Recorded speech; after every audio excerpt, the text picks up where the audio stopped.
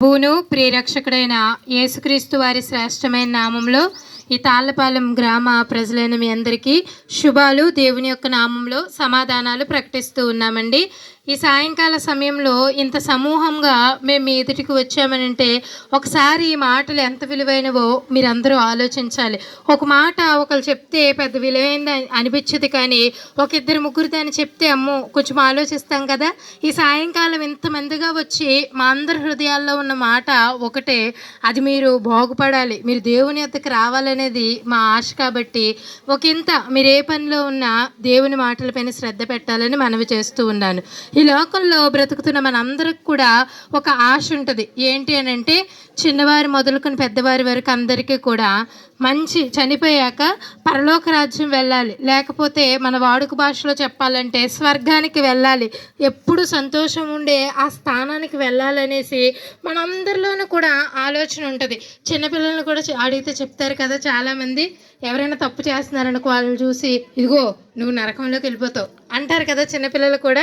ఎందుకనంటే అది మన ఆత్మలో ఉంది. ఏంటంటే మనకి స్వర్గానికి వెళ్ళాలనే ఆశ, ఒక ఆలోచన ఉండిపోయింది కదా. ఏంటి ఆలోచన అంటే, మంచి చేసిన వారు, పుణ్యం చేసిన వారు అందరూ పరలోకం వెళ్తారు, చెడు చేసిన వారు అందరూ నరకానికి వెళ్తారు అని ఒక ఆలోచన మనకు ఉండిపోయింది కదా.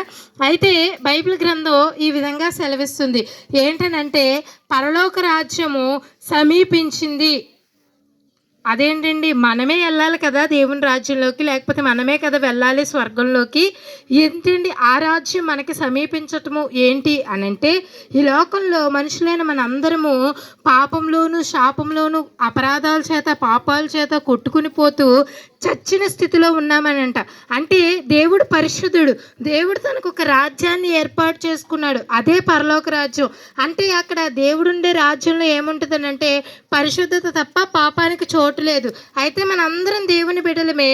మనం దేవుని బిడ్డలమైన మనందరము పాపంలో పడిపోయి పాపం ద్వారా ఆ దేవుని యొద్దకు చేరుకోలేక ఇక్కడిక్కడే మనం ఇలా మసులుతూ ఇలాగే చనిపోతూ, పాపం వల్ల వచ్చే జీతం మరణం కాబట్టి ఎప్పుడూ మరణం ఉండే, ఎప్పుడు ఏడ్పుండే ఆ నరకంలోనికి మన ఆత్మ వెళ్ళిపోతూ ఉంది. అయ్యో, నేను నా స్వరూపంలో నా పోలిక చొప్పున చేసుకున్న బిడ్డలు ఇలా పాపాన్ని బట్టి నరకం పాలైపోతున్నారని పరలోక రాజ్యాన్ని సృష్టించిన దేవుడు, అంతేకాదు భూలోకాన్ని, భూమిని, ఆకాశాన్ని, మన కంటికి కనిపించేది, మన కంటికి కనిపించని విశ్వాన్నంతటినీ కూడా తన మాట చేత సృష్టించిన సృష్టికర్త అయిన దేవుడు వాటన్నిటికంటే నాకు మనిషే విలువైన వాడు. ఎందుకంటే అతను నా పోలికలో ఉన్నాడని మనల్ని ప్రేమించి ఆ యేసుక్రీస్తు ప్రభువారు మనిషిగా ఈ లోకానికి వచ్చాడండి. మనిషిగా ఈ లోకానికి వచ్చి 33.5 సంవత్సరాలు ఈ లోకంలో జీవించి ఆయన చెప్తున్న మాట ఏంటనంటే, పరలోక రాజ్యం సమీపించింది. అవునండి, పరలోక రాజ్యం సమీపించింది అంటున్నారు. అయితే మేము వెళ్ళిపోతాము, ఎన్నాళ్ళు అయితే పాపం వల్ల దూరంగా ఉంది కదా, ఇప్పుడు మేము వెళ్ళిపోతాము అంటే కుదరదండి. దాని వెనకాల ఇంకొక మాట ఉంటుంది. ఏంటంటే, మారు మనస్సు పొందండి. ఏంటండి మారు మనస్సు అంటే, మనం పాపం వల్ల వచ్చే జీతం, మనలో పాపం ఉండబట్టే మనిషి ఎలా బ్రతుకుతున్నాడు అని అంటే పాపానికి బానిస అయిపోయాడు అనమాట. పాపం మనలో ఉంటే మనం ఏమవుతామనంటే పాపానికి బానిసలంగా ఉంటాము. ఆ పాపం మనల్ని ఎక్కడికి తీసుకెళ్తుందంటే నరకానికి తీసుకెళ్తుంది. ఈ పాపం నుండి ఎలా విడుదల పొందాలి అని అంటే, యేసుక్రీస్తు ప్రభువారు మన పాపాలన్నిటికీ కూడా ప్రాయశ్చిత్తం చేశారండి. తన ప్రాణం పెట్టి రక్తం కార్చి మనందరి పాపాలకి ప్రాయశ్చిత్తం చేశారు. ఆయన త్యాగాన్ని మనం ఒప్పుకుని, అప్పటి వరకు దేవుడు పరిశుద్ధుడు కదా, అయితే పరలోక రాజ్యం కూడా పరిశుద్ధమైనదే కదా, అయితే ఆ రాజ్యానికి వెళ్ళాలంటే నేను పరిశుద్ధంగా బ్రతకాలి. మనం తాగితే మనం పరిశుద్ధులం కాదు కదండి, అందుకని తాగకూడదు. అమ్మో, నేను చెడ్డ మాటలు మాట్లాడితే నాలో పరిశుద్ధత ఉండదు కదా, అందుకు నేను చెడ్డ మాటలు మాట్లాడకూడదు. ఇలాగా దేవుణ్ణి నమ్ముకున్న తర్వాత, దేవుణ్ణి ఎరిగిన తర్వాత ఏమవుతుందనంటే, దేవుడు ఒకటే మాట అన్నాడు చాలా సందర్భాల్లో బైబిల్ గ్రంథంలో. ఆయన స్వస్థపరిచిన తర్వాత, లేకపోతే ఆయన ఎవరినైనా క్షమించిన తర్వాత, ఆయన బాగు చేసిన తర్వాత, ఆయన దగ్గరకు వచ్చిన ప్రతి ఒక్కరికి ఆయన చెప్పిన మాట ఏంటంటే, ఇక పాపము చేయొద్దు. కాబట్టి ఆ మాట కొన్ని సంవత్సరాల క్రితం ఇక్కడ నుంచి మేము అందరం కూడా విన్నాము. విని యేసుక్రీస్తు ప్రభునందు విశ్వాసం ఉంచి ఆయన రక్తంలో మా పాపాలన్నీ కడుక్కున్నాము. అప్పుడు మాకు ఏం కలిగిందంటే మారు మనస్సు కలిగింది. ఇక పాపానికి మాకు సంబంధము లేదు. దినదినము దేవుని దగ్గర మా పాపాలు ఒప్పుకుంటూ దేవుని పరలోక రాజ్యానికి సిద్ధపడుతూ ఉన్నామన్నమాట. అలాగే మీరు కూడా మీ పాపాలు యేసుక్రీస్తు ప్రభు వారి దగ్గర ఒప్పుకొని ఆయన రాజ్యం కొరకు మీరు సిద్ధపడాలని తెలియచేయడానికి ఈ సాయంకాల సమయంలో మేము వచ్చామండి.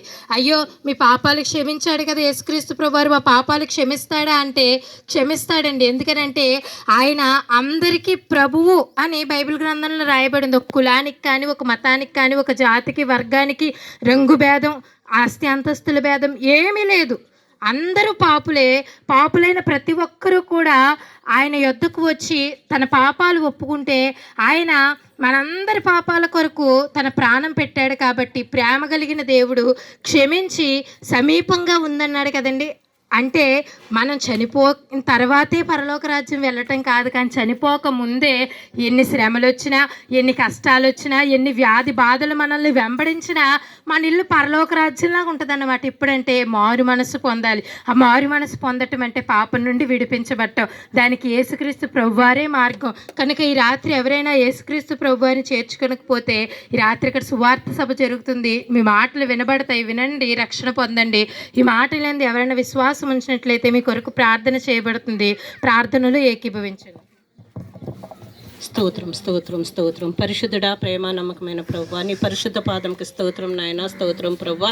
ఈ తాళపాల గ్రామాన్ని ప్రేమించి ఆశీర్వదించి ప్రభువా మమ్మల్ని అందరినీ తీసుకొచ్చి సువార్త చేయుచుండగా ప్రభువా నీ కృప చూపించినందుకై నీకు వందనాలు ప్రభువా. ఇంతవరకు నీ బిడ్డ నిలబెట్టుకొని అనేక విషయాలు మాట్లాడి ఉన్నారు ప్రభువా. నిజమే ప్రభువా, మా కొరకు ప్రభువా నీవు ఈ లోకంలోనికి మానవ అవతారం ఎత్తి వచ్చి ప్రభువా 3.5 సంవత్సరాలు జీవించి మేము ఎలా జీవించాలో మాకు మాదిరిని చూపించి మరి వెళ్ళావు దేవా. నీకు స్తోత్రాలు. నిజమే ప్రభువా, పరలోక రాజ్యం సమీపించింది అన్నావు దేవా. మారు మనసు పొందిన వాళ్ళకే ఆ పరలోక రాజ్యం అన్నావు దేవా.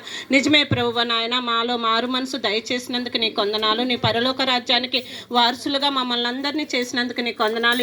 ఈ యొక్క సాయంకాల సమయంలో ఈ మాటలు విన్న ప్రతి ఒక్కరిని ప్రభువా నీ పరలోక రాజ్యానికి ప్రభువా వారసులుగా చేయమని, ప్రతి ఒక్కరిని దీవించి ఆశీర్వదించమని యేసుక్రీస్తు నామమున వేలాడుతూ అడుగుతున్నాం తండ్రి.